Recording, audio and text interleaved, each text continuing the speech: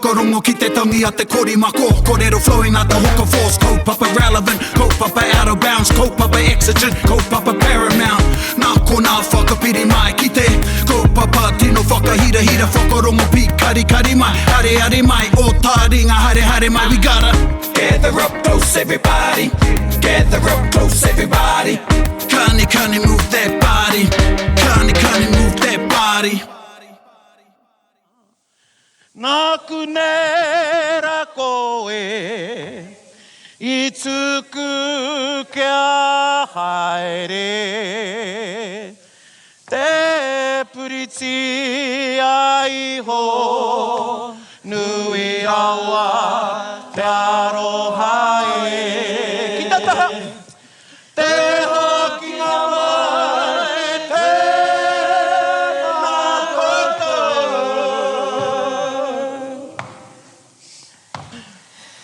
Tangi ana te ngakau, I te aroha.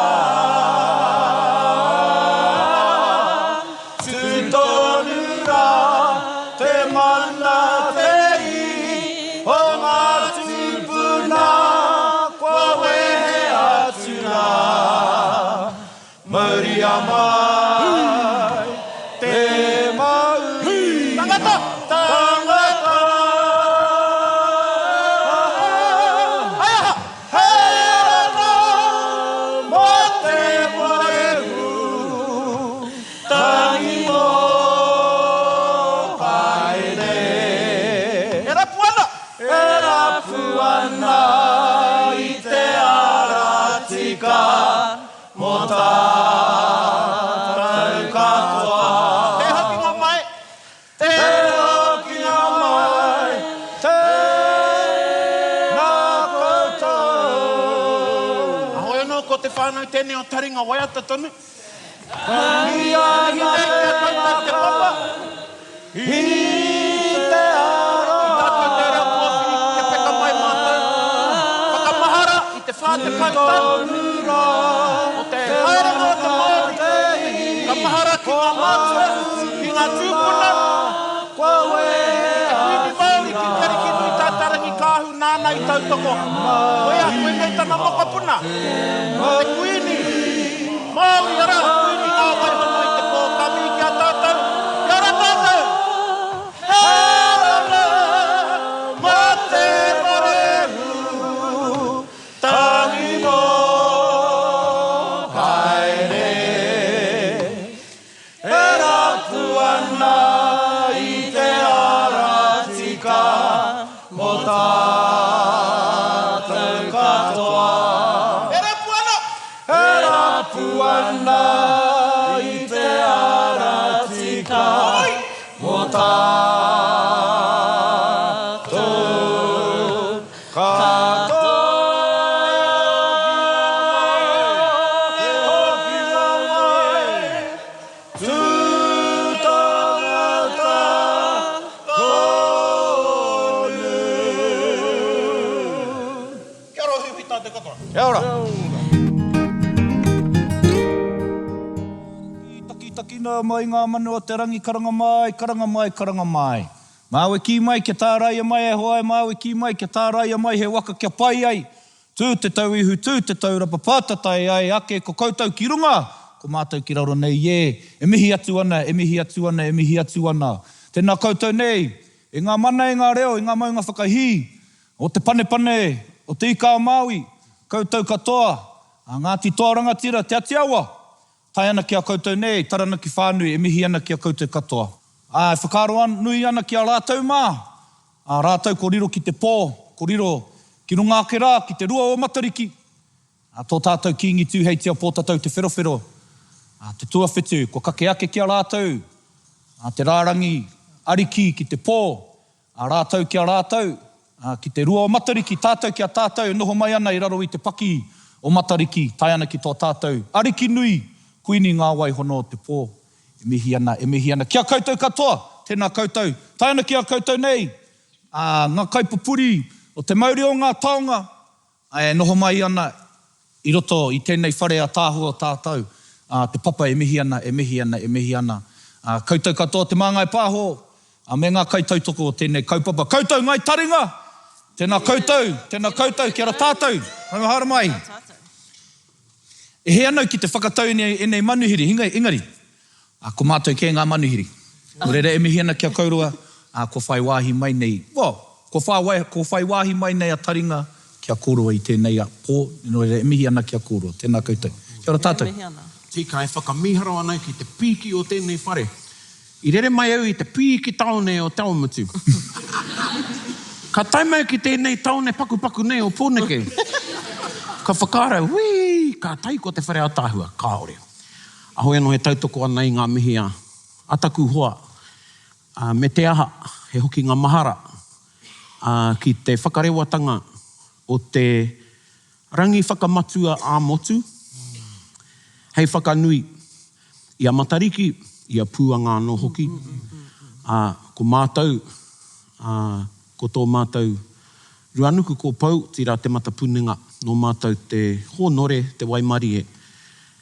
Ki te whakarewa i tērā tau, i runga no hoki ngā manaaki, taku hoa, rangi mātāmua. Nō reira, e mihi ana kei te whānau te papa i tēnei whakaro nui. Te ahua nei, pai tērā noho tahi. I puta mai anō te reo pōwhiri kia hoki mai a taringa. O tira, e te iwi tēnā koutou katoa. Taku waia i te aeroplane mode. Nā nōku tonu te he, hoi anō, me rongo koutou i tēnei kōrero. Kei konei te whānau karuai e noho ana Ngāti Porou. Nā rātau e tei kupu ne, pōrangi pahi, mo ki te ana ne. Mo ki te a te pōrangi pahi? Crazy bus. Ana. Crazy bus. Ki te whānau apa nui pe aia. Te pōrangi pahi, me te kimina kei hana. Ka tai māua ki te hōtera, ka pātai au ki taku hoa ngā puhi nei. He anō te haora me tai, o i tēnei haora. Nai whakapono au ki aia. So it was you. No te he. Ka nōku tonu te he, i te mei tuku imera mai tō mātou rangatira. Engari whakapono au. Engari, kua tai mai, koera te me nui. O tira, kei te hoa, kei te huanga, i tērā taha o tāua, ki roto o te reureu, ki tērā whare o tāua, ki te tikanga, ka mihi ki a koe, o tira ki a kōrua, a honi ana, anei ko te mana o te ati o, kua tai mai. He ki te ngā kanohi, he hoki ngā mahara, ki ngā mahi kōti roto i ngā tau. Engari, i te wā o te Māori, ko hau tērā e mātaki ana i te rīpene, pēnā i ētahi o koutou. I te hoki ngā mai o te Māori ki te whare taonga o tāmaki, ka puta tērā ki te tiui. Engari, ko kōrua i whai wāhi ki te taha o rātou mā, i mahitahi me ngā taonga, i te hoki ngā mai o e rā taonga, kāti ka rongo o nau hoki mehe mei haere rā kōrua ki tā wāhi aua, hoi anō. E mihi ana. Kia ora hui tātou. Kia ora. Kia ora. Kia ora. Kia ora. Tēnā tātou. Ka mutu, i tērā wiki, i te wharekai o kimi ora a Taringa. Yeah. E tuku tonu ana i ngā mihi whakamānawa, ki te kāhuariki o tira ki te komiti o te marae i whakai. Nō reira, i kimi ora, i tērā wiki, anei taku tuahine a kimi ora, i tēnei rā kōki mai ki te papa. E mihi ana. Ka mai. Taringa kaiwa. Ai. Ka mai. Nō reira. Nō reira. Nō reira. Ewe ka kei a koe. He nui tana kōrero, he nui taku kōrero. Well, we already did some recce on this, but does anyone have a kiwaha? We were waiting for you, Chief. O kei a koe e tahi kiwa o tō taha Ngāti Porou. Ka pai. O ana. Tētahi, pēnei au e haere mai nei, kāre mohe ana mehe mei kua kōrero tia tēnei, engari noroto mai. Taku mohe o i te riu o Waiapu. I au e haere mai ana, i te pōnei, kora ana te haere. Kora ana. Kora ana te haere. Ko rongo kui tērā ne? Kaore. Kora ana te haere mo te tere o te haere. Ne? Engari, Like rapids. Aha? Rapids? Ai. Tino tere, huke ana te haere, Huke wake ana. ana te haere, horo ana te haere, wawe te haere. Tino tere. Anō ki au he kupu oro, he kupu onamatapaia. Kupu no te kainga tērā, onamatapaia. Onamatapaia. No Ngāti Porou tēnā kupu. Engari, ka whakataita a Ngāti Porou ki a Ngāpui. Ai, ai. Engari, ko Ngāpui, ki roto i te rao Ngāpui, he S i roto i o a rātou. Must be rā. Kei kone ētahi o Ngāpui. Koina hoki taku whakaaro. Ina mata ka noho au i te taha ko ai, he wahine, taiho, ka hoki mai. E kōra, ko mate. Nāna te kaupapa kiwaha i ngā kūrereo. Ko ai, mate roa. Taku upoko. Ko mate roa.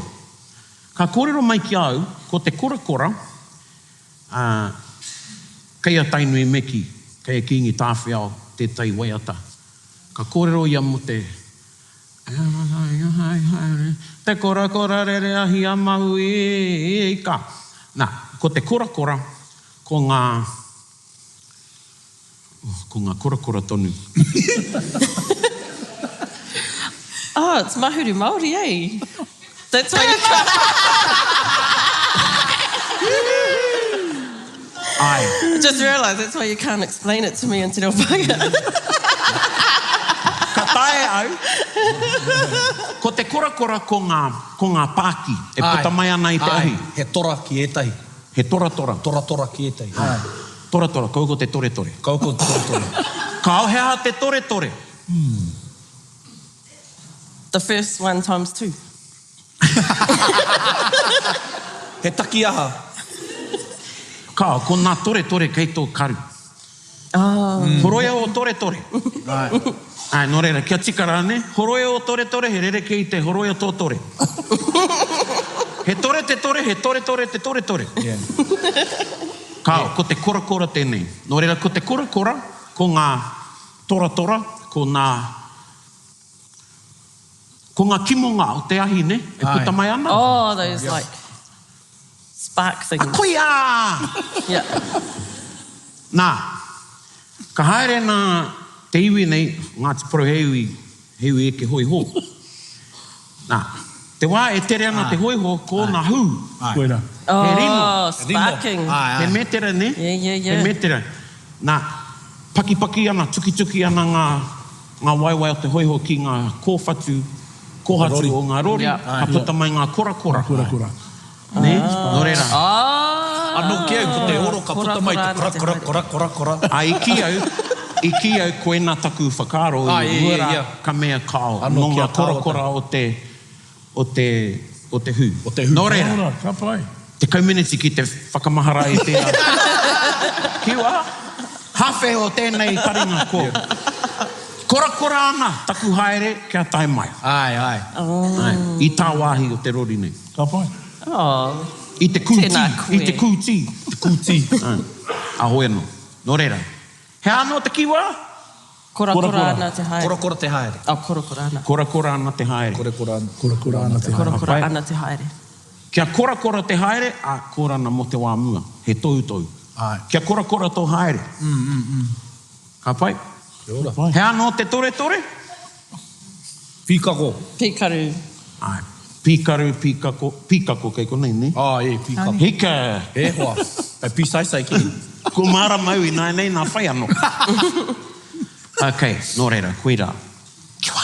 Kiwa.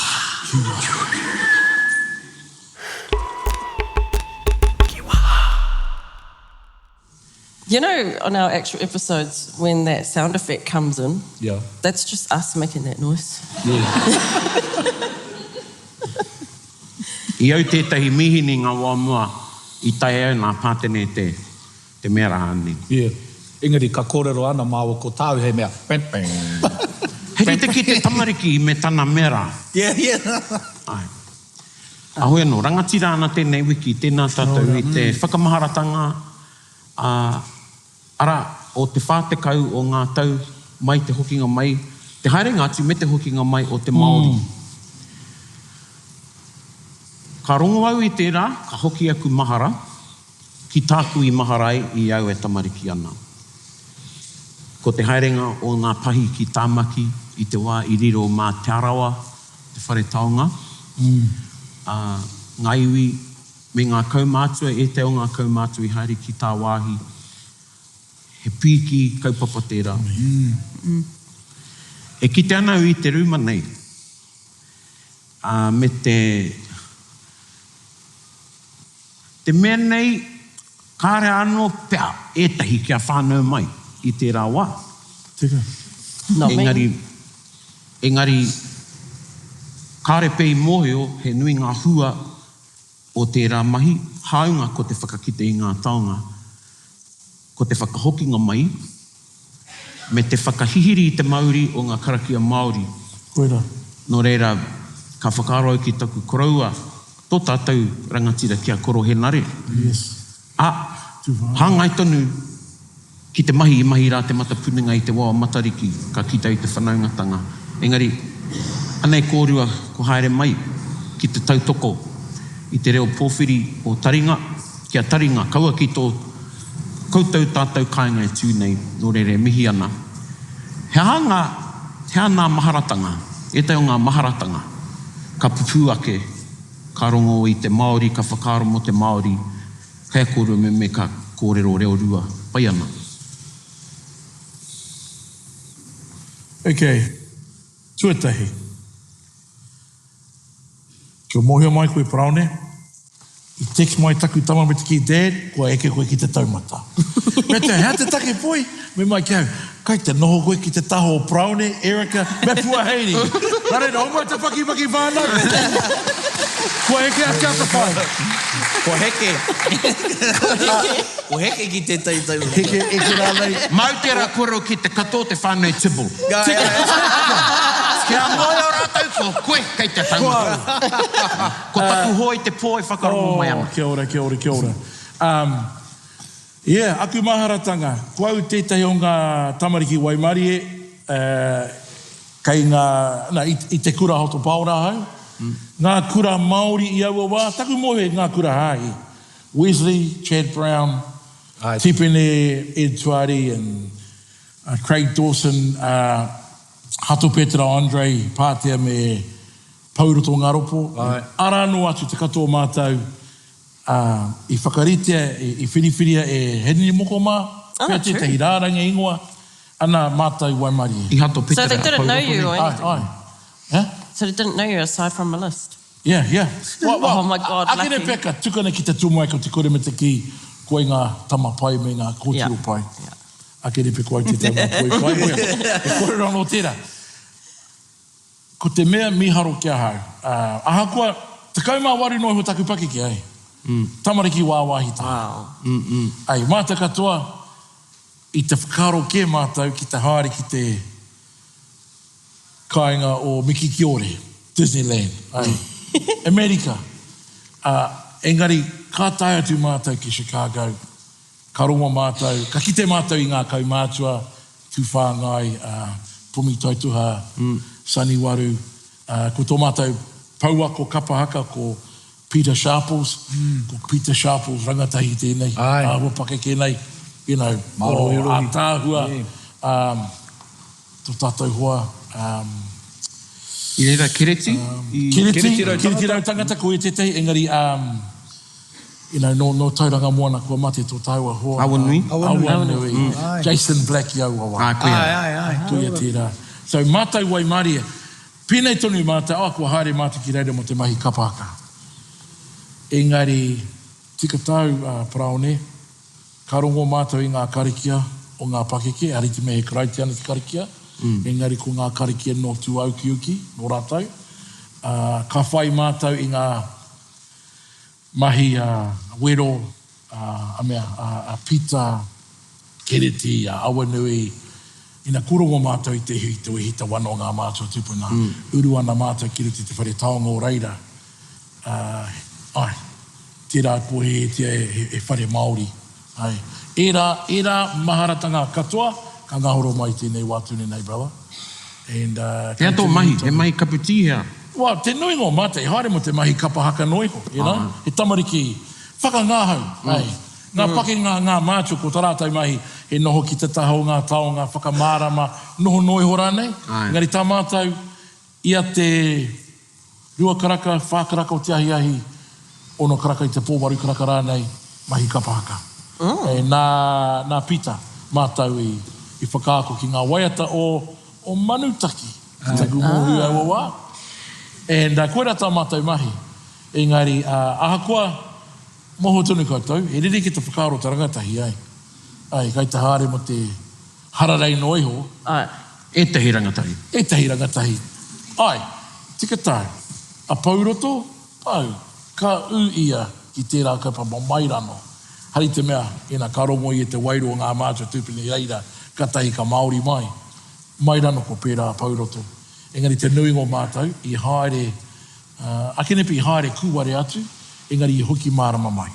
Hoki mārama mai. Koe raki māratanga. I muri tērā, ka mahi ei, ka haere ki te whare takiura, whare whakaako. E me hoi e pewhia te mahi kaiako. Ko tana tau heketere, ka mahi e tana heketere ko mātou tana karahe. Nō reira, kua hiko mai ana te haerenga. Ne? Ana, i kawhakina e ia ngā rūri tahi mita katoa o te kura. Hei taiaha mā mātou. Wow. Whati katoa. Whati te katoa i a mātou, ka papa rāwa ko te tumuaki o tō mātou kura. Ana, ko tana wehenga tērā kārero e muri mai, engari i tana hokinga mai, te āwha nei, koe rata mei tino whakahiri. Kia ora. Nā kai te mahara koe ki te o ngā waiata, pīrangi koe ki te whakātu mai, kia mātou. Arawi te tangata mauki rā, te waiata i rā awa tanga. Whātakau awa. He tangata kanikani koe, ne? Ko mehine ātea tētahi. Mihine ātea. Koe rā tētau ngā tino waiata o manutaki i awa wā ki taku moio, mo te Space Invaders, Koe rā tētau o rā te tino waiata, kei te mōhua ki ngā kupu, ngā mahi are ngā kao. Engari ngā kupu me te rangi ātāhua. Tēnā koe. Yeah, so... Koina ētahi maharatanga. Yes? My experience was a bit different because I'm a little bit younger. So I was a guide on when Te Hokinga Mai, when Te Māori came back to Aotearoa, and in particular we were living in Christchurch there, so I'd been at Te Waiponumi Māori Girls College, and we were invited to go in and help with showing people around the exhibition, and I think for me it was just this, the experience of spending time with those taonga was my first real feeling of the tūpuna. You know, I'd been brought up mainly Pākehā, been back to we'd go back to the marae, but didn't really strongly connect, and that was my first real strong connection back to the tūpuna, and particularly leaning into a little bit of my my tainui whakapapa and thinking of uenaku. So that was a particularly poignant moment, was standing with that tūpuna and being able to talk to all of these people coming through about these amazing taonga. So I was 15 at the time. Cool. So did someone give you an induction, like tell you all about the taonga and stuff, or? Yeah, we were given some training, and we were assigned particular taonga. So everybody wanted to be on the important ones perhaps, or the ones that they felt connection to. But we were circulated around. They did. There was some things put in place because obviously we were pretty young men and women, and so we were covered and protected by the kaumātua all the time. And things like for the women, we didn't usually go into the areas where they had what are they called? The burial chests. So they were in a special room, and for most of us, we didn't spend time in there. It was also for us actually learning about all the taonga. So there was, you know, you had to spend time reading and getting to know so that you could tell those stories as people were coming through. So were there like, would that have been a tikanga, not for the woman not to be able to go into that room? And were there other types of tikanga that you had to deal with when being around the taonga or working with them? Yeah, I think when we were in Chicago, the great thing was, you know, we had people like Pumi Taitoha, we had all these kaumātua that were with us, and our job was really, you know, as I said to Prani before, we were like the kapahaka group that was doing the entertaining for various corporate events. So we were lucky in that we had a whole lot of really experienced and seasoned elders who took the place when we were in Chicago to stand by and be guides and to share. And I think the thing that probably, I mean, we take this all for granted now, but the thing I think that really freaked people out in America, and probably here at home as well, was just the personal connection that people had with what, for all intents and purposes, Pākehās thought were just objects. So that whole whakapapa connection and the ability of our kaumātua to talk about that, it just blew people away. So that's the first thing. And I think related to that, we talked about it before, it's kind of like we were internationally hot, but locally not. Yeah. So there's that whole kind of thing that it Pera ētahi iwi. it took, you know, our trip to, you know, all these things to go over there before you got local recognition. I know Papa Pete i pērā ia, you know, kāhua riri ia, because I konei karetiwi whānui tino aro mai ki ngā taonga Māori, te hoki ngā mai rā wahi, ko kita, ka mauta wehi, I mui tērā. Nobody really paid any attention except for Māori.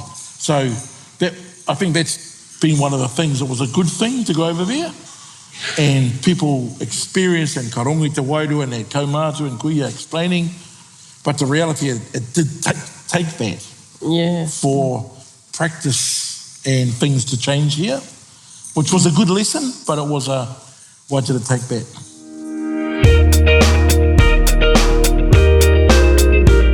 E rua nake nā wā, kua puta ua nuku I te kāinga. Tētahi, ko te Māori. Te wā tuarua, ko te whakaaturanga I konei. Whakaaturanga o tainui, o ngaiwi o tainui. He kōrero tēnei I rongo rāu I te wā I haere ua nuku. Kia mohe o koutou. Ai, e pai ana kia kōrero te au.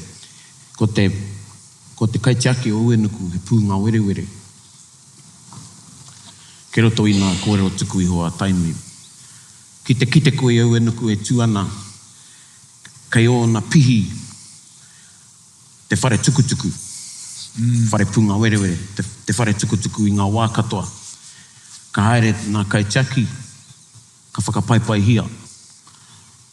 Awa ke tara, whare tukutuku anō kei reira. Ko ki ke mātou ki ngā kaimahi o te miuhiama nui whakamiharo o te ao mutu. A koerai whakamiharo ai I te me kei reira uanuku. Waiho te whare tukutuku. Ko te pūngā were were te rei mahi nei tāna mai. Takurongo te wai haere uanuku ki tā wāhi, ka mohe o te hunga o tērā taha, o tēnei taha anō ki he pūngā were were. Ka mahi rātau I te rehu, I te prei, I te paitini, I ngā mea katoa, hei patu I te pūngā were were, kia kau e tai ki Amerika. Ka noho iei tana kana teina, ana, pakatūngi anō uanuku, o ti ana ngā karakia me rā mea, awa ke te rā, pūngā were were, whare tukutuku. Mai tērā wā, mai te wā o ngā mātua tūpana he pērā tonu. Ka takotoa nā uanuku I tana papa, ko tētei tikanga nā ngā kuia me ngā kraua I te wā I haere uanuku. Me nohoa uanuku I te māramatanga I ngā wā katoa. Nō reira ngā wā e noho ana, e whakata ana rānei a uanuku I tana papa, ka whakauru e mātou ka waiho he raiti ki roto. Whakakāngia I te raiti, ka metai, hea tēnā mahi. Ki te riri a uanuku, ka pāpea tērā ki ētahi, ki tētahi rānei, ne? Nō reira, kuira ētahi o ngā kōrero i putai ki au, i te wā, i ki te au e uanuku ka rongo i ngā kōrero, kua kore pērā kōrero e puta, mehe mea, kārea uanuku i haere i te Māori. Ai, nō reira, kuia. Ai, a koe kōrero tika ngāna ka puta mai, ka hoki mai e rā. Koe nā tō pai. Nō reira, kei te ki te au i o ringa, kei te pēnei koe. Whakaro anau ki a pukaki, ki ngā mea nā ro apunui, me taua, me aua waharoa. Me nā rānei. Tūtane kai. Aua, engari, ko te mana o uanuku i nānei, tana tiaki kia kuini ngā waihono i te pō. Ai. Ko mātau ana ringa wana waiwai hei tiaki a uanuku. So when we were over there, we, obviously as being young people, we weren't privy to the hours-long discussions of our kaumātua who talked exactly about that. You know, our taonga, should it be there? You know, all those long discussions. And I know that people like Sid, Hireni Moko Mead, Piri Shasha would be in long conferences in Wānanga because, as you said, Praone, to take these things overseas, not an easy thing. The tapu that's on those things, on those taonga, who should go with them, who should be with them, big discussions in long wānanga. And all we were able to see, a bit like what you said before, Praone, we were just able to see them without any knowledge of the hours and the wānanga that had gone on beforehand that enabled that stuff to happen. I think Uncle Sid wrote in his book, the first book of Tikanga, I think it's changed now, but in the first chapter, there was an explanation of the 10 museum practices that changed because of Te Māori. Yeah. And I mean, you know some of them, honiana, but I know things that we take for granted now, dawn opening ceremonies, karakia, none of those things happen. Yeah. Having a kai after and making it part and parcel of your tikanga, you know, the museum would go, who pays for that? Aye. You know, simple things like that we take for granted. And so those are the things we were allowed to know about. But obviously, you know, ngā kōrero huna, those other things about all the debates, the disagreements, which ones were not allowed to come out of the country. None of us know those things, you know. So we were able to see the kind of, if I'm honest with you, being a young person, the surface layer, the things that, you know, they would say, oh, no, kei te pai ko tau tamariki mā, you can see this. And we were lucky. But, you know, I'm reminded, Praone, nei pai rā kōrero mo uenuku, ara anō atu nā kōrero e huna ana, I wānanga hia, I te ao, I te pō, I te ao, I te pō, e rātou mā. You know, kua mate I nāi, engari, you know, ko te hua o ngā mahi, I would say this, te papa is a good example of how people's relationship with taonga and with museums changed. So when we were there, you know, you guys remember this, some of you have been to museums. Museums are places where you can't touch anything. Don't go too near those things, or the security guard will tell you, go back, stand back. And in America, there's a big thing. Whereas Te Māori was the opposite of that. It was come and touch and feel your tupuna. And so I think that stuff blew people away. We, you know, our Māori people knew it. We were obviously learning it as young people because let's be honest, back then in those days, a lot of those practices weren't around. You know, we had hid them, or, you know. So, you know, I know when I talk to my kids about this, they go, really, Dad? Really? Yeah. They don't understand that, you know, when we were, tatu, tamariki ana, it wasn't like this at all. And museums were kind of freaky places you didn't go to because they were kind of places where stolen stuff was. Stuff was. Pera mea overseas. Pera. And even when we went to Chicago, like it was kind of cool, but afterwards I was thinking, that was weird. It was a big mummy case, you know, a sarcophagus. Yeah. There's all these Egyptian things. Did somebody say that they could have those? Yeah. You know, we're a bit more politicised now, eh? But back then it was kind of cool, but you could also feel it was strange. Yeah. Yeah. It was strange. So you know the taonga in the collection, the Te Māori collection that went overseas, were all of those actually like here? Like they weren't repatriated back for the exhibition or something? They were already here? Tako mohi o ia, konei te katoa. Some of them in museums and some of them in private collections. And they went out and basically they were looking for what would showcase each area the best, each rohe. So each rohe got to, you know, sort of basically wānanga, which taonga they were going to take. I know there was a taonga that they wanted to take from Taranaki, and the kaitiaki of those of that taonga said, no, this is a Māori, and the Māori doesn't leave. And so, you know, staying here in Aotearoa. For Taranaki, there was also some wanga around the fact that it was sponsored by Mobil. You know, at that time we were going through a lot of the raru around oil exploration in Taranaki. Yeah, Petrobras.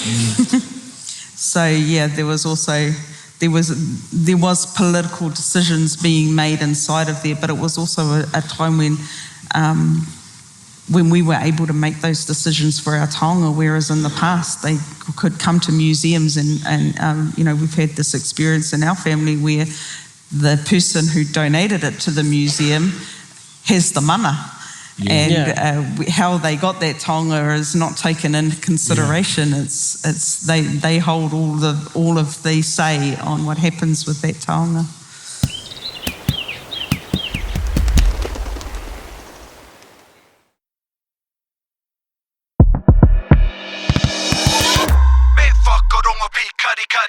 I think, you know, kei te mihi au ki te papa, and also te Māori, I think, enabled te papa through, you know, all of the commitment to biculturalism, to having Māori positions, arapata, you got all these roles, you got people here, we were talking about it before, who have taken on museum studies to become curators. And you know, the iwi residents. Ko kore e ramahi. So there's that. I think the other thing is, I think about the repatriation mahi that really Te Papa has led, and it did come off the backs of Te Māori when our people went over there and said, hey, what are those things doing here? Who gave those people e rā taonga?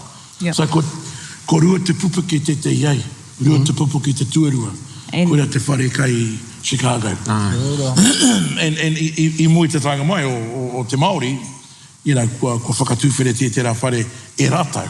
E hokona I tētahi. Kei kowhia te mea kei, ko te aha te tupuna ki tiamani. Rauru. Ko rauru, te ka. Rauru, yeah. Ka pai. So e rā mahi katoa ai, kua te nuinga o ngai Māori kāre te paku mōhio I rā wā I ētahi whare aha nei. And I think nā te Māori I oho ake te wairua ke whakahokia mai I rā taonga. I think ko te papa. But also to make those connections like Rauru. And, you know, when you hear Wayne and them talk about Rauru, and they say that part of the beauty of that relationship and leaving it over there in Germany is that they build that connection for their mokopuna, for their tamariki to go to Germany and connect with that ware. And if they go there, the museum over there will let them sleep in that ware overnight. Oh, really? Yeah. Because the descendants from that ware, because they've learnt and they've understood by building that connection how important that is to actually keep that house alive and keep that connection strong with Aotearoa. So in some cases, repatriation is the right pathway, but in other cases, it's actually connection that you're building. E rautaki tērā ne. Tika, and I think, just a little plug, because I see Ernestine up the front, there's you know, the whole data thing as well. You know, when you think about taonga, how you look after taonga, part of it is whakahokia. My other part is, hey, it could stay there so long as someone looks after it well. And they got tikanga. Hea te taonga, koera tētai pātai ki te Māori nāne. Hea te taonga. Rata nui tēnā. Whakaro anau kia koro iwi, tētai o wana kōrero. Taonga whiwhia, taonga rawea. No reira ki te whiwhi ko I tētahi taonga, tēnā purutia te taonga, te mana o te taonga, te tapu o te taonga, me rā mahi hei tiaki i te taonga. E te atu tikanga e pāna ki te taonga e ki te ana i tō heitiki, e kōrana koe mo te huringa haeretanga o te ao. Tērā te wai tōku kura. Kaori whakaitia kia kitea tō taonga Māori, i waho i tō hāte. Hāte pueru kura, nei, ne? Nā kaka o te kura. Me hurna tō taonga, i roto i tō hāte, i te mea kaore te taonga, i tētahi, e hara tērā i tētahi wāhanga o te pueru, o te kura. I nāne, mā noho. Tērā. Tētahi tikanga, koutou tātou. Pātai hie mai au, e taku karanga tuahine. Mo te koha. He mauri tō te koha, kia tau kaore. He hau tō te koha. Te koha, moni koha aha ke rānei. He pērā no te taonga. Engari, me ka karakia tētei kia whakatō he mauri ki roto a kāti. He mauri whakatō tērā. He rereke i te mauri ora kei tēnā. Me koi ora e ki ai he mauri ora. Engari, te mauri whakatō nā tētahi te mauri whakatō ki taua taonga. He pūtake i pērai. Koira. E harai te mea katoa nā taonga he mau ka whai mauri. Me karakia rawa e whai mauri ai. Tērā. Ka whiwhi ana ko i tētahi taonga i tētahi. Kei runga tonu i te taonga te hau o te tangata o te wahine rānei nāna i tuku. Ne? Kei runga te hau. E noho tapu ana tērā taonga ki tō kotahi mo tētahi wā. Kaore e tika ana i raro i ngā tikanga Māori kia tere, kia wawe rawa tō whuatu i te taonga, i whuatu hei taonga. Kia koe, mane, ana, ka whiwhi koe tētahi, tūrei, ka whakatai koe, pai tēnei mo te rua te kaumātahi. Anei, ka tuku. He takahi tērā i te hau o te taonga, he takahi hoki i te hau o te tangata nāna te taonga i tuku. Nō reira, me pupuru mo tētahi wā. Ne? Nā. I tō mātou takiwā i te mutu, ko mātou tō mātou kāinga, ko mātou ngā Māori. Ka tō te rori, e harai te Māori. Te wai neke atu māua ki tērā kāinga, ka haere mai tērā ki te pātai me Māori māua. Nā haere mai e rā tāngata, kia karaki au i a rātou taonga i e teiwā. Nā koe ne taku kōrero. I whea te taonga nei mua. Au he mea hoko i te toa. Kia tai, kāpai. Kāre aku take ki te whakawāte i te taonga. Kāre au i te rongo i ētahi tapu, i ētahi mera ka ngau i a koe i te tangata rānei. Engari, mau anō karakia. Ko karakia, ko whakaaro mo runga i te taonga, ki te tangata ka whakawhiwhia ki te taonga. Ne? Nā me marama koutou ki tērā. He take anō mehe he taonga, pēnei taku hoa nei kōrero rāia mō pauroto. Haere koe ki roto i te urupā, ka keri i te tūpāpaku o tētai. Ka haua ki ngā rākau. Ka unuhia te taonga, ai, me karakia. Ai. Ne? He rereke tērā i tēnā o te haere ki tētahi toa. Hoko ai, karau e te ki kaue karakia, engari, ka rereke te pūtake me te tikanga o tō karakia. Ko tō karakia i nānei, kawa ko te whakawātea tapu, kawa hoki ko te whakauru tapu, engari, he tuku whakaaro pai ki runga i te taonga, ka whakawhiwhia ki tērā tangata. Ne? Nā, me mohe o me mahara koutou ki tērā. Mō uenuku, koe nei te mana o uenuku ki a mātou. Koe nei ngā kōrero aku, kaumātua ki au. Ki te kore e tae tētahi taonga, te whakarite i te kāinga, mohe o taku whānau, haere ki a uenuku. Ko te mate me haere i te wae, tuwhi rāna, te muhiama, te whare taonga, iwa ki te rima, he aharawa rānei. Haere ki au enuku. Kia pā te taonga ki au enuku, me o whakaro, ka mātu i tērā. Ka mātu i tērā. Nō reira kuira ētahi tikanga e pāna ki te taonga, ki te au i te heitiki, pēnā no ngā mau Taringa mērā mea katoa, me atu whakaro, tēnā hea te pūtake o aku karakia, aku hia ki te taonga, te nuinga o te wā, e harai te mea, me karakia rawa. Me karakia rawa. Kia ora. Pai. Kia ora.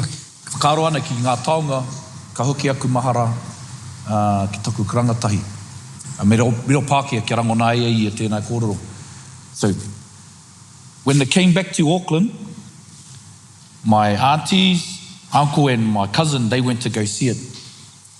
And my cousin come back, he was not but 10 or what by then. But he came back and they said he was speaking in tongues. Oh, wow. But they... Tore o tērā. Yeah. Tore. Ka werere mai koe tau. Yeah. But he come back, something had happened. And I tutungi ai a tētahi taonga, a harānei. Hei ko tā rātou i te kōrero ārero ia. Engari, ka tukuna ia ki tētahi kia naki. I te kōrero Māori ia. And e hara tēnei whānau i te whānau kōrero Māori. But he was affected in somewhat. And that was one story my cousin wanted me to share tonight. And since then, yeah, my cousin's he's never really got into things like this. Ever since. It's really, poino. I wanted to share that. Being of the collection, did you two ever have any encounters like that? Or see any? My memory is of that sort of thing happening on quite a small scale, but a lot of people were really affected by the taonga in different ways, and it just depends how they what they had in place to cope with that. And your cousin was lucky; he had somewhere to go, somebody to help them through that. But there's some people who found that journey quite difficult. For me, myself, I think there was a time when I felt very affected by it, and I was lucky I had the aunties there. My Taranaki aunties are quite pragmatic about that sort of thing, and they just deal with it. And, moving between the seen and the unseen world is just normal for them. So, they sorted it. We were kids, and we were looked after, we were covered, and if anything affected us in a way that they were concerned about us, they'd take us out of there, they'd sort us out, and there were some that didn't come back. And that's not their journey.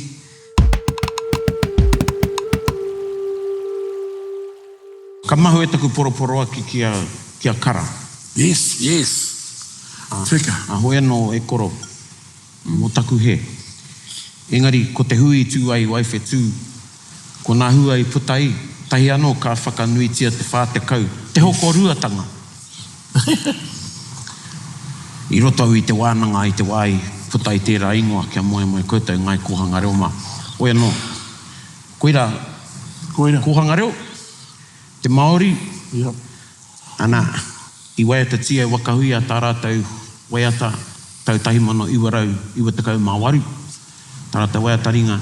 Ka i tū he hui ki wai whetū, i ngā tau kua pāhure, i tai ake, ngā pākeke, o ngā rohe katoa, tahi ka kōrero, ratau katoa, he nui ngā kaupapa, i puta mai, ana ka haere te waiata. Nā, koira tērā waiata, e mihi ana ki a kara. Koira. Ana, koira te whiti whakamutunga, he mihi ki aia. Nō reira, ka mihi ki tērā hui. I te mea, ka puta te tūmana hoki te kohanga reo, i reira anu hoki ngā whakaro, i tērā wā kare rata i mōheo, engari ko te Māori. Nō reira, e kara koutou mā, e mihi ake ana. Ai. Also saw the rise of things like tū tangata Tū tangata. and some of those, the schemes when lots of us Yes. ended up working in Māori affairs. Kōkiri and- centres, all those. Te wānanga o te aroa. Yeah, one kōkiri centre. Ko te kōkiri tonu ki a mātou. Yes. Ai, Ai. Waipa kōkiri. No, he was a great man. He was a visionary, and there was an army of them that really came through the Māori Affairs Department. Now I think of Auntie Eddie Tana, Te Whiwhirangi, Neville Baker, Kara, Tāmati Reedy, tērā reanga o rātou, and they all worked hard to find a pūtea hei totoko i nei, kia whakatina na hia ēnei moi ia. And yeah, a different time obviously. Hey. Mahara koe ki te Māori? I used to waitress for Māori Tautari Oh, in Māori affairs. Auntie Māori. No, amazing. Me mihi ka tika. Tēnā toa mai tō ringa me mahara na koe ki te hokinga mai. Toa mai tō ringa. Wari te kaumā... Yeah. Wari te kaumā whawa. Rawa nau i tai ki te Wari te kaumā ono. Ono. Toa mai tō Ono ringa. ai, i hoki mai. Ngā wā o ngā kākau i mau ngā wahine i ngā whakamahana waiwai. Ngā keto prata. Koina. I a koe te tai. He keto prata. Tika. Tika e toko iti. Toko iti, yep. A koe rānei, mahara koe. Ki te Weibo? hoki mai. Nā, rawa no kia tai ki te, rawa no i tai ki te kotahi tau. Tētai atu mea nei, e whakamiharo ana i au, i tonoa kereti, e henare tu whange kia tuhia he mataora ki tana mata. Mahara tono ki te tai. Yeah. He kākariki. He kākariki, ei. Right. He kākariki. So if you go back to any of the footage in, is it New York? Is that the New York opening? O tētahi oera, Te tahi oera, ie, ko tāhi mi, ana, ko rātou mā. And i ki tau i henare tu whāngai, whakaroa, he mataora tōnei e oa.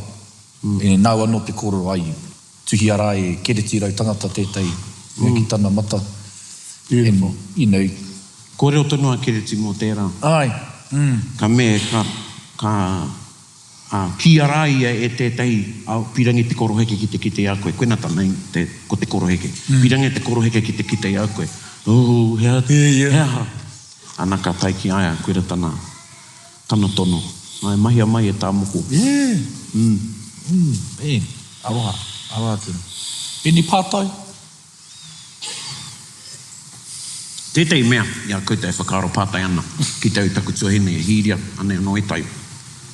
Te wai haere mata ki ātīria me tiamana i te tau ka mahua nei. I raro i ngā manaakitanga māoko ngā huia, hei tuara mō taku tuakana mō te here kie, me te kāhui o te papa. I raro i te kaupapa o Karanga Aotearoa, ki te whakahoki mai i ngā kōiwi me ngā upoko tuhi. Ngā toimoko. Pai kia te kupua tā Derek. Koe taku tangata i te wānei. Karewe kōrero he hai. Mai rāno engari nai nei hō. Mai. Ka tai te tangata nui wana raho koia. Nā, tētai o ngā whare taonga, ko te mahi whakamutunga a tikanga nei, ka tū tētahi mea e tuwhera ana ki te katoa. E ki te ai, e rongo ai hoki te iwi o te whenua i reira rāmātau, i tēnei wā tiamani. E rongo ai rātau i ngā kupu whakapaha, a te whenua o tira a te whare taonga, mihama rānei, ki te Māori. Kātai ka karakia, kātai ka haria. Whakahoki mai ai ki te kāinga. Te wāhi me hipa mai mātou i te mihama o ako ai tīria tēnei, ko Vienna. Me hipa mātou i ngā tūpāpaku o te ao. I hipa e kite ana, ne? Kei rō krahe, he tūpāpaku, he upoko tangata, no haina, no ihipa, no Afrika. Is this on display? Ai. Koia nā te Pākehā I tērā wā. Ko te whare taonga, te muhiama, ara, kei roto I te kupu, muse. Hei whakangahau, ne? Koira te tikanga I ngā wāmua. Hei whakangahau I ngā mahi a te Māori ki ngā whenua, Māori o ngā whenua katoa. Anyway, ka mera te, ka pai ki ngā upoko tuhi, tēnā mahi, me karo pea. Kia te, hea te karo, me huri rawa. Ai. I te whare taonga, kia te kaore. Taku whakaaro Māori, kei te rongo au I ngā koraua nei, e pirangi ana ki te poroporo aki, ki o rātau hoa. Ko noho ki konei mo te ruarau tau. Ai. Ka tumeke ngā kaimahi o te whare taonga. Kai se ka, me tuku tonu mātou ki a tōhipa, engari ka tūki reira mo te taiwa, me ngā upoko tuhi. E noho tonu ana ki o rātau pauaka, nā karaua, koe nā take, nā karaua, haere mai, koro mā. Nō reira, koeira te mahi.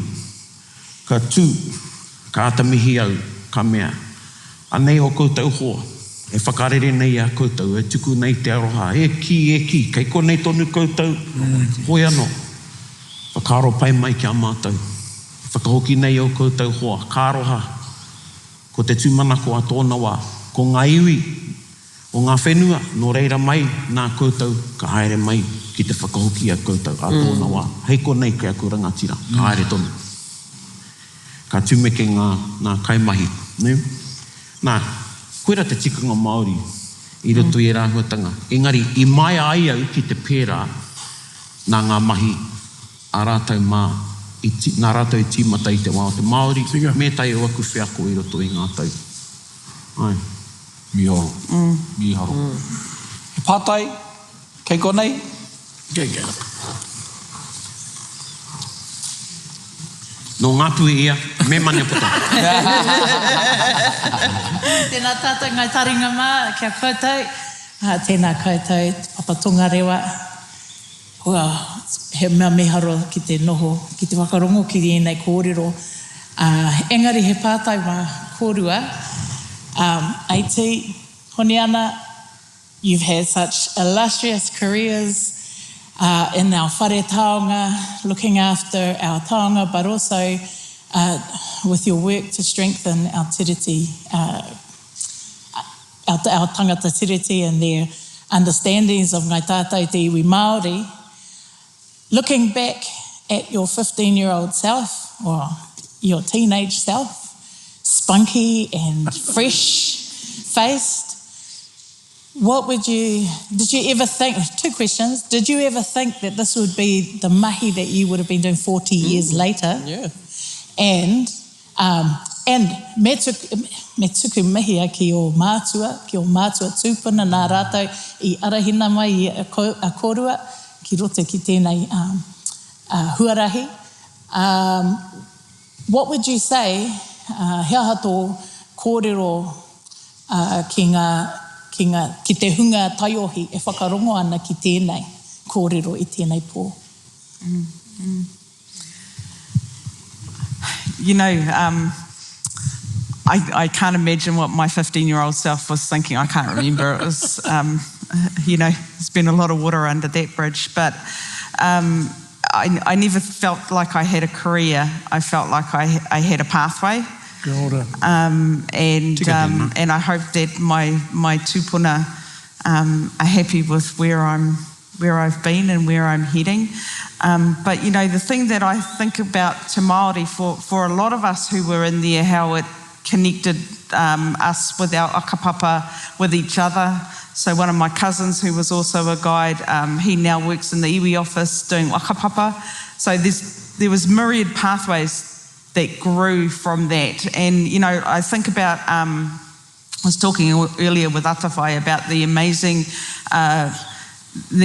generation of museum practitioners that Te Māori grew. So thinking about people like Rangi Te Kanawa, like Vicky Ann, Haikal, Arapata, of course. You know, I mean, I can't list them all. Te Here Keke. You know, there is this group of people who grew out of Te Māori, out of what Te Māori brought to the table, who have taken our museums to new levels.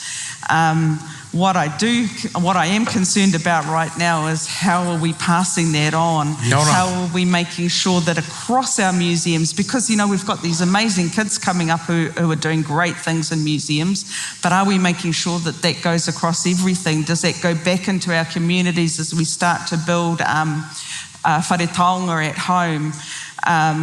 Does it go into the regional museum practice? Are we thinking about how we're growing the next generation of conservators, like the Vicky Yans, the Rose Evans, and the Rangi Te Kanoas, those people who, you know, they're all getting to retirement age now. And, you know, we've got to see that next generation coming up through. So I think that for me, my pathway's been what it's been, but actually what I'm more interested in, what I'm more excited about is what I can do to help foster a love of these taonga and a love of the future for our people, I suppose. And I think the thing that drives me is connection, and it's people being able to connect with their taonga. And I think if I was talking to myself back then and the taiwi, the rangatahi today, it would be, you know, look for those connections, find those connections, and if they are sitting in these taonga, then follow that pathway. It's not an easy pathway in New Zealand. We're small, we don't have training programs for a lot of the mahi, but we can find ways to actually grow our own and support them to keep looking after these taonga, because we saw that Te Māori changed museum practice and flows out into all of our heritage institutions. And as we start to take that back and really activate our own mana motuhake, then we're actually going to need to grow that for communities as well. So that's why I do what I do, I think, I hope. And yeah, but it's the future that I'm interested in.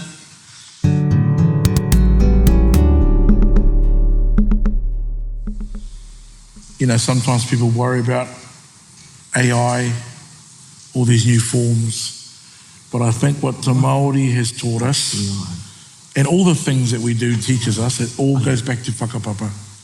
And we talked about that before. And I think if we stick to that, we're fine. Once we lose that, I think we're in trouble. Kia ora. Koina. Taku pātai kia koe. Okay. Nō re rei ki te koe a miki ki ore. Piki, engari kia pono taku kōrero, Chief, anei. You know, waimari au, te wā, I hoki mai au ki pōneki nei, haere au ki te whare wānanga, ko pau te mara, I tiki nā tui rā e hene moko mīri, he teacher aid pe aia, ki Nainai College, Taita College rānei. And, you know, I te timatanga o te tau, ko pau he tau I re noiho, te mutunga mai te tau, ko pau te lecturer, ko pau tō mātou. Engari, maumaharau te tino kōrero a pau. I te wānanga mātou te herenga waka, ētahi kaupapa hoho nui rawa, wana kōrero mō tūhoi, me rua tāhuna, me tōna iwi. Ka haere ki waho ki te kaipaipa, ka mutuana ngā kōrero, ka haere ki waho ki te kaipaipa. Ka haere te tau ngā kōtero ki te kiki aia pau, matua. Ka karongo au ki o kōrero. Ko taku pātai nui ki a koe, rite ki tō pātai. I te wā ka mutu ana koe I te kura, he ato tino hia. Ka pēnei pau, pēringa ki te haere ki te kete a meki ki ore. E pono tērā kōrero. Kāre ai tāi ki a meki ki ore. I taua wā, engari, koe taku tino whai I aua wā. Māramatanga. Anei tētai kōrero. Kei rite, kei huri, a tātai tikanga. Yeah. Me ona tapu, me ona mana, me ona wehi. Kia miki ki ore tia. Kia ora. Kia ora. Me ka tuku ai koe e tātou kia pērā nau anō te he. Koraru, ai. I au e wati ana, kore rawa. Nō reira, tēnā koe Miki. Tana wai mari e ka whai wāhi mai ki roto i ngā kōrero nei. Kāraha kare koe ki te ia Miki ki ore. Te ahua nei kua pai. Ko tata iri te ke te kōrero ki runga ki te tarawhare. Kōrero whakamutinga pēr a tātou. I mua i tō karakia hei tuku i a tātou. Te wānanga Aotearoa is currently developing a program called Tiaki Taonga. Hei, whakautu I tō kōrero. Āwhia putai. Koe rā te pātai nui, ne? A te tauhou Pākehā. Ka pai. Ko maki tērā. Hei rawa. Ai. Ka pai. Ka mihira. E tāpara nei ngā mihi kia kōrua. O kōrua I whai wāhi mai, I whakawātea mai a kōrua I tēnei pō. Ka tākirikiri mai, ētahi atu whakaaro I a kōrua e kōrero ana. Ana koe rā te taonga o tēnei noho anga tahitanga. Ka iri ki roto I taku ngākau, haere ake nei. Ka mihira, tēnā kōrua te kanuhi o ngā mātua tūpuna, te tūmanako o rātau mā, me taku whakaaro. Kare pē koe, kōrua I kite, engari, waimihi I kite, o rātau tūpuna I te huarahi. Me taku whakapono, kei te hari koa. I runga I tērā e mihi ake ana. Huri huri noi tō tātou whare, kei ngā iwi, kei ngā hoa aroha, kia Taringa, me kore ake koutou. E tū nei tēnei kaupapa, nā koutou. Kia ora. I runga I ngā hokinga mahara. I au, e kōngahu ana, he noho, he whakarongo, ki ngā kōrero o te wā. He pākiki ētahi wā, engari te nuinga o te wā, ko tāku mahi he whakarongo, ko tai taku Taringa pai, kiko nei. Nō re mihi ake ana huri huri, tēnā tātou. Bit whakarongo, bit kari kari. Gather up close, everybody, buddy. Taringa. Yeah, tahuri mai ki au. Whakarongo ki te tangi a te korimako. Kōrero flowing out the hook of force. Kaupapa relevant, kaupapa out of bounds. Kaupapa exigent, kaupapa paramount. Nā ko nā whakapiri mai ki te kaupapa tino whakahirahira. Whakarongo pi kari mai, hare mai. O Taringa, hare mai. We gotta gather up close, everybody. Gather up close, everybody. Kani move that body. Kani move that body. Taringa, he mea tuku nā te wānanga o Aotearoa, nā te māngai pāho me irirangi te motu I tautoko. To listen to more episodes, search for us on your podcast app and subscribe, or follow us on Instagram and Facebook. Taringa, whakarongo mai.